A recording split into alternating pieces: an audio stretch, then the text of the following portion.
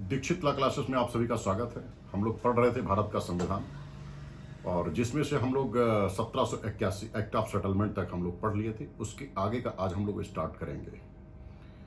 तो 1781 का जो एक्ट ऑफ सेटलमेंट था, उसके बाद में 1784 में एक पिट्स इंडिया एक्ट पास किया गया था।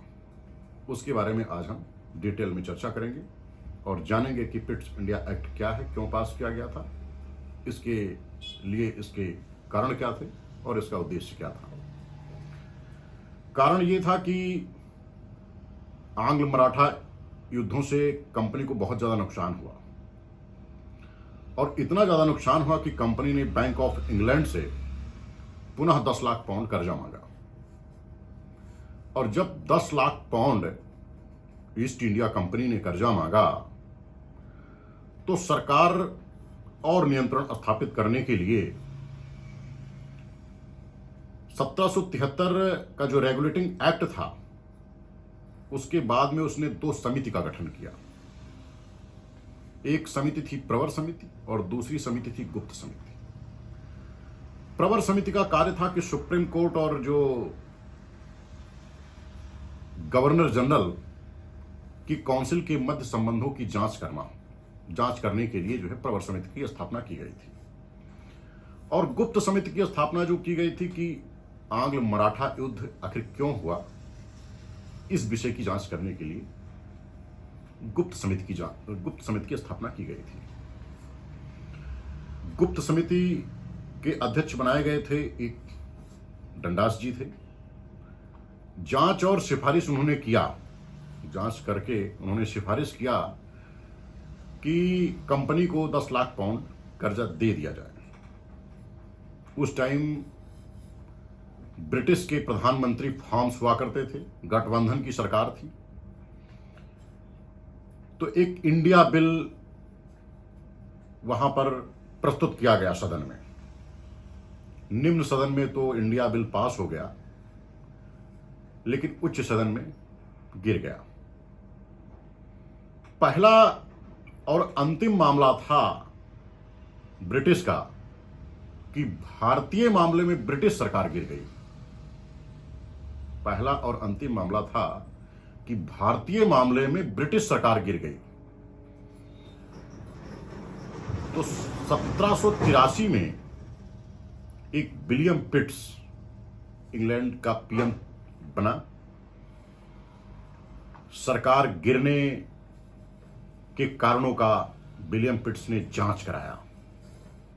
जांच कराने के बाद में पिट्स ऑफ इंडिया एक्ट, ये जैसा कि नाम से ही स्पष्ट है, विलियम पिट्स, ये उन्हीं के नाम से लिया गया था और उन्हीं के नाम से ये एक्ट जो है, पिट्स इंडिया एक्ट के नाम से जो है, ये फिर से जो है प्रस्तुत किया गया। और ये इसमें कुछ प्रावधान किए गए। प्रावधान ये किए गए भाई कि कंपनी के मामले में इन्होंने व्यवस्था किया कि इसका जो नियंत्रण होगा कंपनी पर, तो इसमें दोहरा नियंत्रण की जरूरत है। कंपनी के नियंत्रण से कंपनी को अगर खुली छूट दे दी गई है, तो उसमें बार बार अगर नुकसान हो रहा है, तो इस पर दोहरे नियंत्रण की जरूरत है। तो इसमें कंपनी से पूर्व स्वीकृति की भारत में गतिविधियां नियंत्रण किया जाएगा, इसकी उन्होंने स्वीकृति लिया कंपनी से। और कंपनी ने, चूंकि कंपनी घाटे में बार बार जा रही थी, इस बात की स्वीकृति दिया कंपनी ने कि हाँ ठीक है, भारत में जो गतिविधियां चल रही हैं कंपनी की, उस पर जो है नियंत्रण स्थापित किया जाए। कंपनी ने यह स्वीकृति दे दिया। तो एक्ट में प्रावधान किया गया।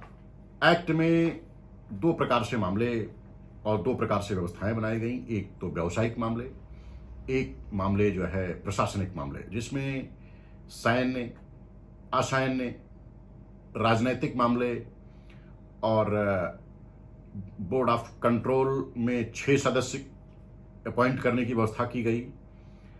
प्रमुख जो है उसमें राज्य सचिव किया गया, एक चांसलर और एक जो है प्रिवी काउंसिल का मेंबर। ये दूसरा जो व्यापारिक मामले थे, उसकी मॉनिटरिंग के लिए जो है एक कोर्ट ऑफ डायरेक्टर का अपॉइंटमेंट किया गया, जिसमें 24 सदस्य और 1/4 जो है ये अवकाश ग्रहण करेंगे। तो दो चीजों को बांट दिया इन्होंने। कि जो व्यापारिक मामले हैं, व्यवसायिक मामले, सिर्फ कोर्ट ऑफ डायरेक्टर उसकी मॉनिटरिंग करेगा और कोर्ट ऑफ डायरेक्टर उसकी गतिविधियां, उसकी मॉनिटरिंग और उसकी कार्यवाही देखेगा। बाकी जो सैन्य, असैन्य और राजनीतिक मामले हैं वो बोर्ड ऑफ कंट्रोल देखेगा। बोर्ड ऑफ कंट्रोल में जैसा मैंने पहले बताया कि पहला अध्यक्ष सुनील टंडास जी को बना दिया गया था इसका, और 6 सदस्य, पहला जो है राज्य सचिव, एक chancellor of AIIMS checker and 4 जो है प्रिवी काउंसिल के मेंबर को उसमें जो है जगह दी गई। अब कंपनी पर दोहरा नियंत्रण की व्यवस्था अपनाई गई कि 2 प्रकार से उसमें, एक तो कंपनी वहां नियंत्रण करेगी, दूसरा जो है ब्रिटिश सरकार वहां से नियंत्रण करेगी। बंगाल के गवर्नर जनरल के काउंसिल में 4 सदस्यों से संख्या घटा करके 3 कर दी गई। पहले जो है बंगाल के गवर्नर जनरल के काउंसिल में 4 मेंबर की संख्या थी, लेकिन वहां से इसमें से 1 संख्या घटाई गई और 3 कर दी गई। तो ये एक बहुत ही अहम और बहुत ही महत्वपूर्ण एक्ट था कि भारतीय मामले में पहली बार और अंतिम बार ब्रिटिश की सरकार गिर गई थी। तो आज हम लोग पिट्स इंडिया एक्ट तक पढ़ते हैं, इसके आगे का हम लोग कल स्टार्ट करेंगे। अगर आप लोगों को लगता है कि हमारा जो वीडियो है, जो हमारा जो इंफॉर्मेशन है, हमारा जो लॉ से संबंधित जो मैं जानकारी दे रहा हूं, वो अगर ठीक है, आप लोगों के लिए महत्वपूर्ण है, तो आप लोग हमारे चैनल दीक्षित लॉ क्लासेस को सब्सक्राइब कर लीजिए और हमारे वीडियो को लाइक, शेयर और कमेंट के माध्यम से आगे फॉरवर्ड करते रहिए। ठीक है, आज इतना ही, मिलते हैं फिर नेक्स्ट वीडियो में।